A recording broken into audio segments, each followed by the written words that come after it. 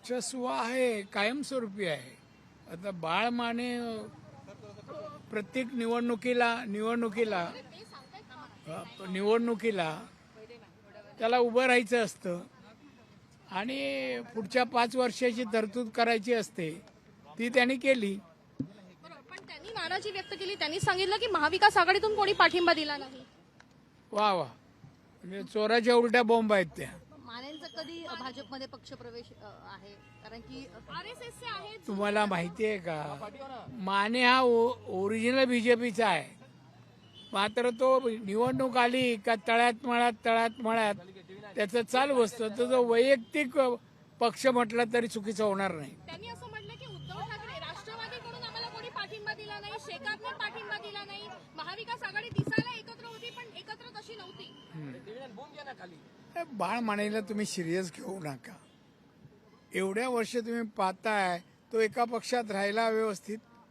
प्रत्येक निवडणूक आली का तो त्याची 5 वर्षाची तरतूद करतो. ते निमित्त झालं तिकीट भरायचं आणि मग तडजोड करतो आणि विड्रॉ होतो. पण आता ठाकरेंवरती विनायक राऊत आणि ठाकरेंवर नाराजी व्यक्त केली. त्यांनी सांगितलंय की आम्हाला कुठल्याच पद्धतीचा पाठिंबा विनायक राऊतांनी दिला नाही आणि संजय राऊत पण म्हणतात मी की तुम्हाला 150 कोटी सांगू रुपये का, खर्च केले गेले. एक प्लीज, एक तर बाळ मानेवर एवढा विश्वास कोणी टाकण्याची गरज नाही. आणि त्याहीपेक्षा कोण राऊत म्हणता ना, विनायक राऊत आणि शिवसेनेचे राऊत वगैरे, हे खऱ्या अर्थाने विश्वासाला आतापर्यंत कधी पात्र कुणा शब्द दिला आणि पुरा केला. माननीय बाळासाहेब होते तेव्हा ठीक होतं. हे शब्दाला शब्द देतील पाळतील असं सांगता येत नाही. बरोबर. पण मग विनायक राऊतांवर त्यांनी आरोप केले की ते 50-50 हजार रुपये घेतात नुसते पद देण्यासाठी. विनायक राऊत विनायक राऊत असं आता बाकी धंदा बंद झालाय ना. ठाकरे गटाने हा, तेव्हा ठाकरे गटाचा आता एकच धंदा आहे, रिटायरमेंट कडे पाहून. ठाकरे गटाने आरोप केला 25 कोटी रुपये घेतले परिषदेत अर्ज मागे घेण्यासाठी 25 कोटी रुपये घेतले. ठाकरे गटाचा आरोप आहे. नाही मला माहित संजय राऊतांनी आरोप केलाय. नाही.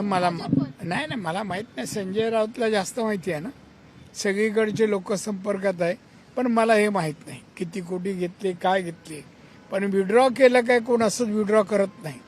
फॉर्म ज्या ह्यानी भरतात आणि ज्या समोरचा उमेदवार बघून फॉर्म भरतात. पक्षश्रेष्ठी कमी पडले म्हणून त्यांना हा? पक्षश्रेष्ठी कमी पडले म्हणून माघार घ्यावी लागली असं वाटतं.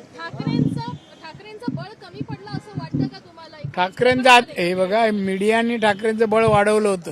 ठाकरेंना बळ आहे कुठे? काय ताकद आहे ठाकरेंची? ठाकरेंची ताकद ठाकरे लोकांनी संपवली आहे. अशाच नवनवीन घडामोडी पाहण्यासाठी 24 न्यूज चॅनलला आत्ताच सबस्क्राईब करा, शेअर करा आणि बेल आयकॉनला प्रेस करायला विसरू नका. आणि हो, तुमची प्रतिक्रिया देखील कॉमेंट बॉक्समध्ये नोंदवा.